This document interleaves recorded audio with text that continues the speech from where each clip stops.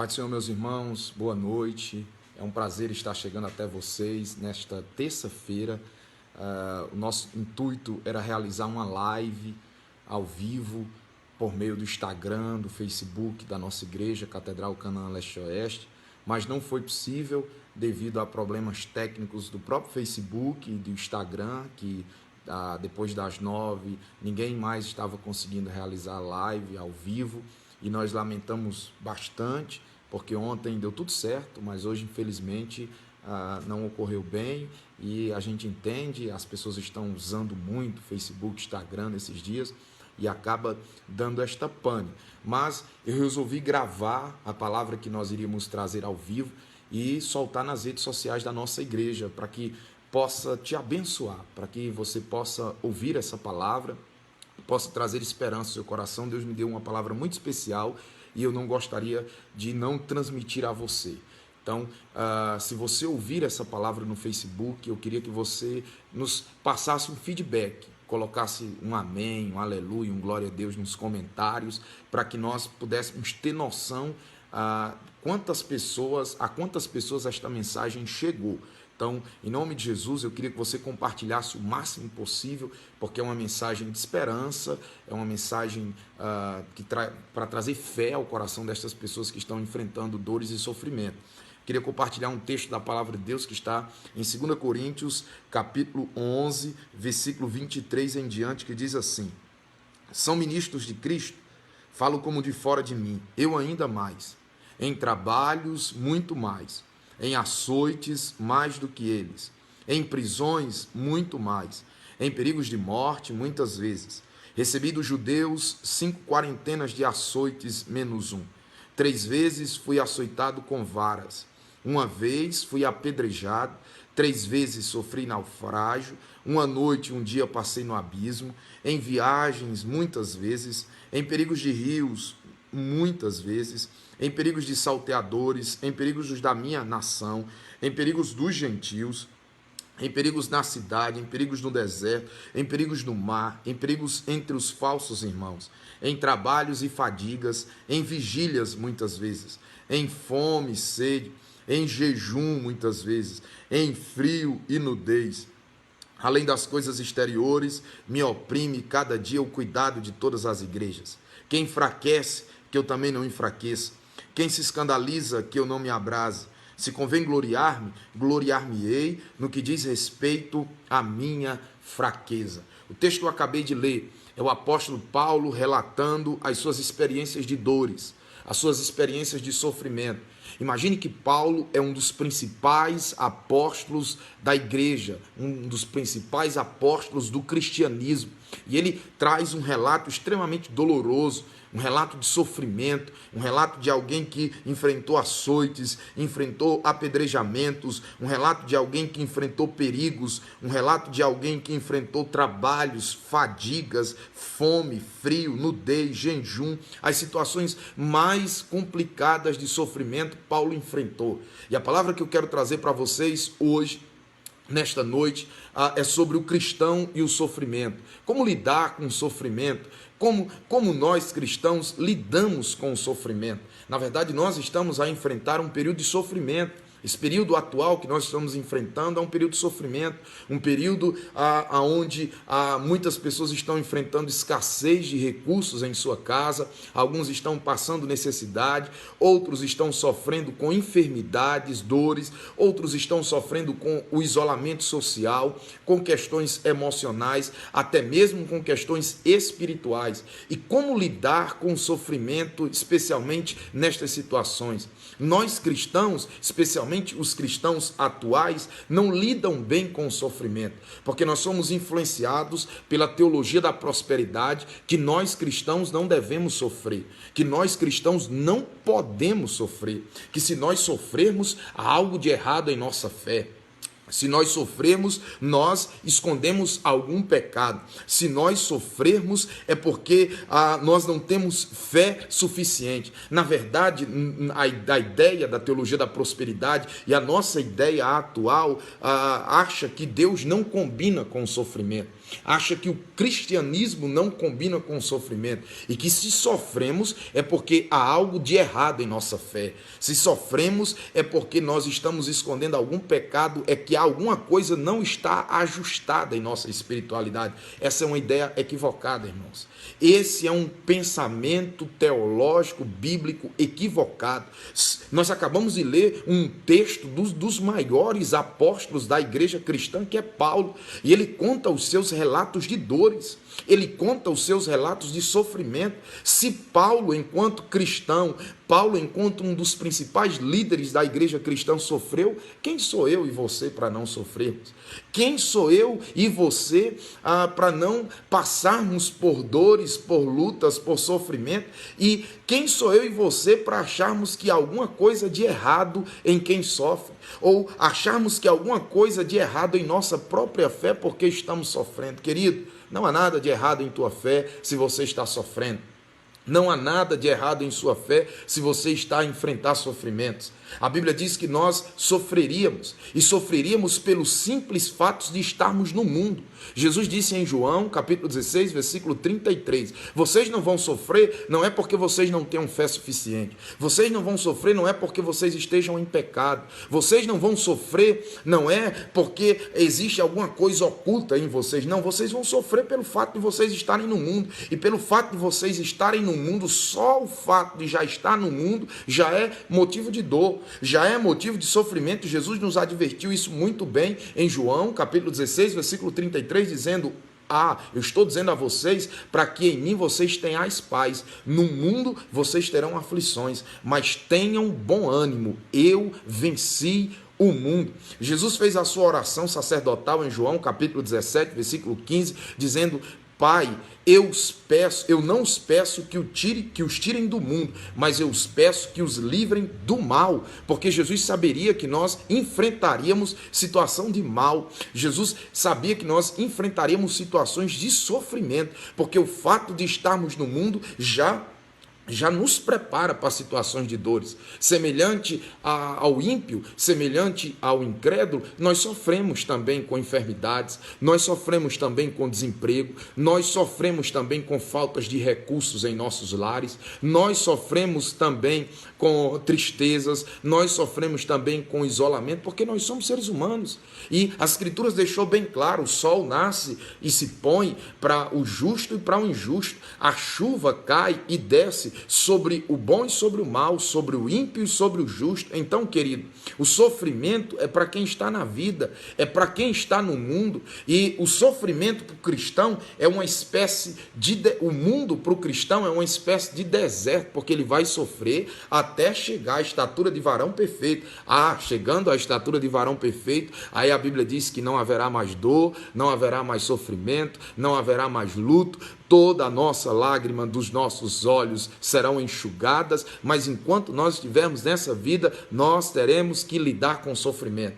Então, não fique aflito, não fique angustiado porque você está sofrendo, e não caia nessa. Não caia nessa indução teológica errada e você se sentir culpado, e alguém que é pregoeiro da teologia da prosperidade que diz que você está sofrendo porque você tem um pecado oculto, você está sofrendo porque você não tem fé suficiente, você está sofrendo porque tem alguma coisa errada na tua história, você está sofrendo porque tem alguma coisa errada na sua vida. Não caia nessa, em nome de Jesus, não caia nessa. Você está sofrendo porque você está no mundo, você está sofrendo porque você está na vida, e quem está na vida, seja alguém extremamente santo, ou seja alguém que deu as costas para o Senhor, está sujeito ao sofrimento, está sujeito a lidar com o sofrimento.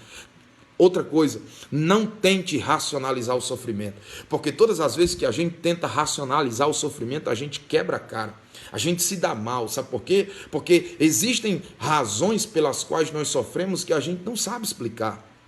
Existem razões que a gente sofre e que está enfrentando desertos na vida que a gente não sabe explicar. Estamos em comunhão com Deus, estamos em paz com a igreja, estamos servindo ao Senhor, estamos guardando as Escrituras, mas mesmo assim estamos sofrendo.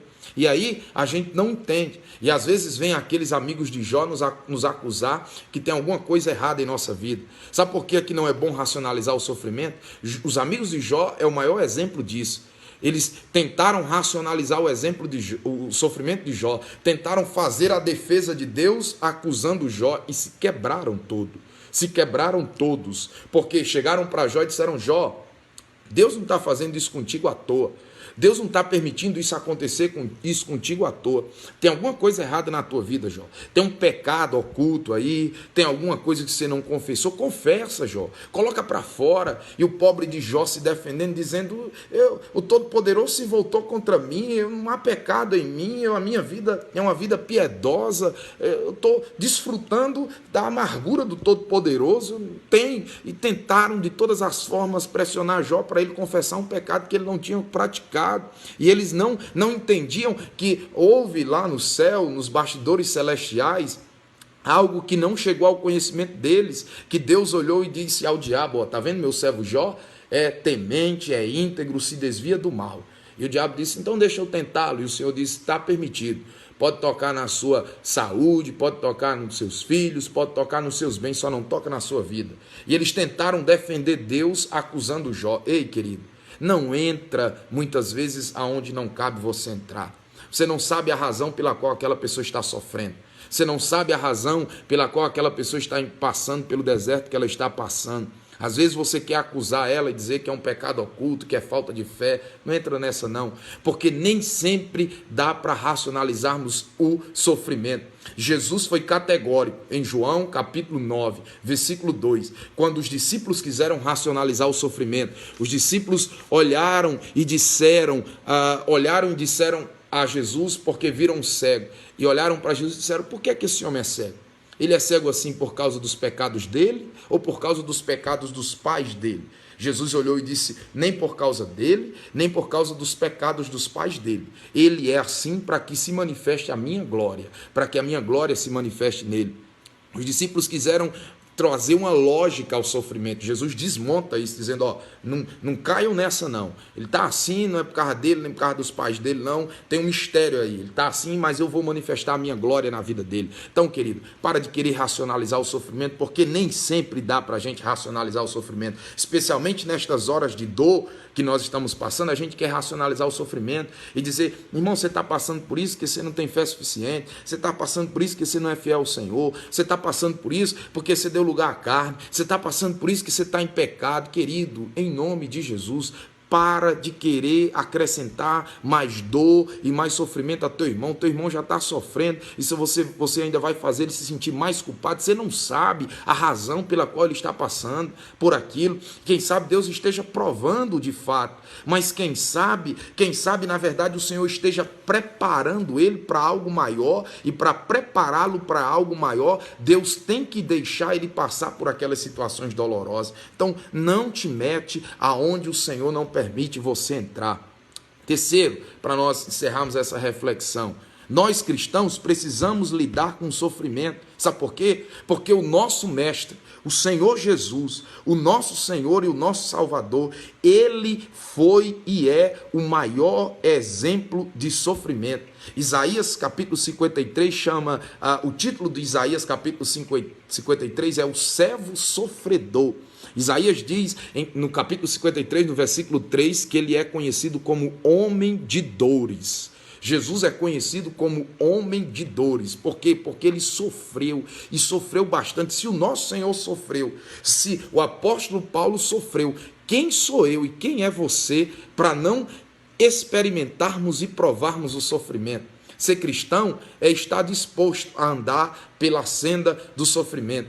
Hebreus capítulo 5, versículo 8 diz que mesmo ele sendo filho, Cristo sendo filho, ele aprendeu a obediência por meio daquilo que ele sofreu. Então, querido, cristianismo está ligado à cruz, cristianismo está ligado à renúncia, cristianismo está ligado a suportar a prova. Ser cristão é de fato passar pela senda da dor. Se o meu Cristo, ele teve que ser humilhado, ele teve que ser chicoteado, ele teve que enfrentar o escárnio, ele teve que enfrentar seu corpo ser perfurado por uma lança, ele teve que enfrentar os cravos, ele teve que enfrentar as bofetadas, ele teve que agonizar na cruz. Você quer sofrimento maior do que isso? Mesmo ele sendo Deus, mesmo ele tendo toda a glória, ele teve que passar pelo Calvário, ele teve que passar pela senda dolorosa. Querido, nosso Senhor sofreu.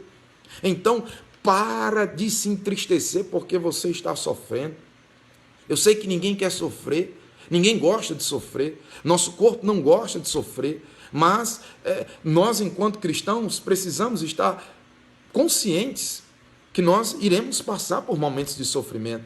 E é nestas horas, especialmente nesse momento que nós estamos passando, que nós precisamos voltar os nossos olhos para o nosso Cristo, voltar os nossos olhos para os pais da igreja, para os principais apóstolos e vermos que a vida deles também foi marcada de muito sofrimento, a vida deles foi marcada de muito suor, de muita lágrima, de muita dor, de muita tristeza. É porque a gente convive com a teologia da prosperidade, que diz que tudo vai dar certo para a gente, que diz que a gente nasceu para vencer, que diz que nada vai nos deter, e a gente vai acreditando nisso, enchendo o nosso coração destas ilusões, que quando o sofrimento bate à nossa porta, a gente acha que tem alguma coisa de errado na nossa relação com Deus, quando na verdade muitas vezes não tem nada de errado. Nós só estamos passando por aquilo que o nosso Salvador passou, por aquilo que os apóstolos passaram, por aquilo que os heróis da fé lá de Hebreus capítulo 11, versículo 33 em diante, passaram, foram traspassados o meio, foram devorados por fera, enfrentaram dores, perseguições e tribulações. Agora deixa eu encerrar enchendo o teu coração de entusiasmo, que ser cristão não é só sofrer. Ser cristão não é só sofrer. A palavra que eu trago para você não é dizer que cristianismo é só sofrimento. Não, cristianismo tem sofrimento. Cristianismo passa por sofrimento. Mas cristianismo não é só isso, porque também ninguém suportaria viver só sofrendo. Jesus sofreu, mas Jesus também venceu o sofrimento. Paulo sofreu, mas Paulo venceu o sofrimento. Os apóstolos sofreram, mas eles venceram o sofrimento. Ser cristão é sofrer, mas ser cristão também é desfrutar de alegria. Gálatas capítulo 5, versículo 22, diz que nós temos o gozo, a alegria, como do fruto do Espírito. A alegria é um fruto do Espírito em nosso coração. Ser cristão não é só sofrer. Ser cristão também é ter escape, é ter providência. 1 Coríntios capítulo 10, versículo 13 diz: antes, com a tentação, ele também providenciará o escape, a fim de que nós possamos suportar a prova. Ei, amado, ser cristão não é só sofrer, não. Ser cristão também é provar de providência, de milagres. Nas horas que você menos espera, chega a providência. Nas horas que você menos espera, chega a resposta. Nas horas que você menos espera, chega o livramento. Nas horas que você menos espera, chega o cuidado de Deus para a tua vida. Então, deixa eu alentar teu coração. Essa dor, essa luta, essa tristeza, essa tribulação não é para sempre não, querido. Porque ninguém aguenta sofrer para sempre. Ninguém suporta sofrer para sempre. A Bíblia diz que o Senhor nos prova só até onde a gente suporta. E depois Ele traz o escape. Depois Ele traz a providência. Depois Ele traz o livramento. Ei, deixa eu te dizer, o Senhor só vai te provar e só vai deixar você sofrer até onde você suportar. Daqui a pouco Ele vai chegar com a providência, com o livramento e com o cuidado para a tua vida. Sabe por quê? Porque ser cristão não é só sofrer. É ter alegria, é prover, é desfrutar do escape e da providência, é ter a companhia. Oh, glória! É ter o cuidado do Senhor. Mateus capítulo 28, versículo 20 diz: eis que estou convosco todos os dias até a consumação dos séculos. Ei, alegra teu coração, porque mesmo sofrendo, o Senhor está contigo. Mesmo nas guerras, o Senhor está conosco. Mesmo nesse período de quarentena, atribulado, angustiado, o Senhor está conosco, ouvindo as nossas orações, ouvindo o nosso clamor, nos socorrendo em nossas necessidades. Por isso, deixa eu te dizer algo em nome de Jesus: não se atribule, Porque ser cristão não é só sofrer. Ser cristão é sofrer, mas é também desfrutar de alegria, de escape, de providência, de companhia e também desfrutar de salvação. Ser cristão é desfrutar de salvação. Ah, querido, a Bíblia diz que as tribulações que nós passamos, ela é leve e momentânea e produzirá em nós um peso de glória eterna. Marcos capítulo 16, versículo 16, diz: quem crê e for batizado será salvo. Então, querido, ser cristão é sofrer, mas ser cristão também é ser salvo, é ser alcançado pela graça, é ser alcançado pela misericórdia, é ser alcançado pelo amor de Deus em Cristo Jesus, o nosso Senhor. E para encerrar, ser cristão não é só sofrer, ser cristão é ter vida. João capítulo 10, versículo 10 diz: eu vim para que tenham vida e a tenham em abundância. Então, descansa teu coração, porque nós vamos ter que lidar com sofrimento, mas a nossa vida jamais se resumirá só ao sofrer. Paulo diz que um peso de glória eterna nos espera. A coroa nos está preparada, no qual o justo juiz, o Senhor, nos dará. Então, meu amado, em nome de Jesus, descansa teu coração, porque essa leve e momentânea tribulação que você está passando hoje, que você está enfrentando hoje, nem se compara com o peso de glória eterna que o teu Senhor tem preparado para ti. Suporta a luta, suporta a tribulação, porque o sofrimento na vida do cristão é como fogo no ouro.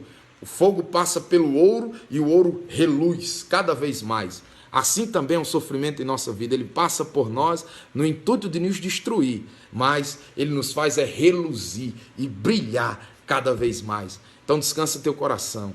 Essa dor, esse sofrimento vai passar e o Senhor vai trazer alegria, Ele vai trazer escape, Ele vai trazer vida, Ele vai trazer salvação, Ele já tem providenciado para ti e vida. Então, em nome de Jesus, descansa teu coração. Espero que essa palavra tenha te abençoado, tenha trago consolo e força a você que está sofrendo. Você não vai sofrer a vida toda não, querido. O Senhor é contigo e Ele vai te dar vitória em nome de Jesus. Se essa palavra chegou até o teu coração, nos comentários você deixa um amém, um glória a Deus, especialmente você que é da Catedral Canaã Leste-Oeste, você que é da Juventude Canaã, deixa aí um amém, um glória a Deus, para que eu possa ter ciência que essa palavra chegou até o teu coração e consolou a tua vida. Deus te abençoe. E espero que amanhã o Senhor nos dê graça e nos conceda chegarmos online na nossa live ao vivo. Deus te abençoe. Um abraço.